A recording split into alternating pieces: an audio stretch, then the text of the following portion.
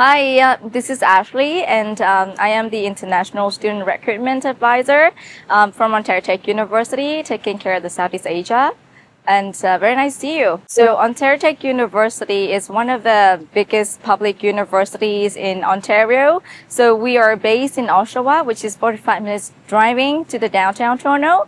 And we offer more than 60 undergraduate programs and also more than 10 course-based master programs. In 7 faculties, we have business, we have engineering, we have computer science, we have general science like chemistry, biology. We also have medical science and also social science humanities. The reason why you should take Ontario Tech University to study in Canada is just because we are a very young university. We are very modern campus. We are tech-based university, and so we have the majority of our programs. We offer co-op opportunities, which is the paid internship up to 16 months, which is like 4 co-op paid internships semesters. And also we are collaborating with more than 350 companies in entire Canada to provide you the opportunities to engage in the industry. So if you want to study and also to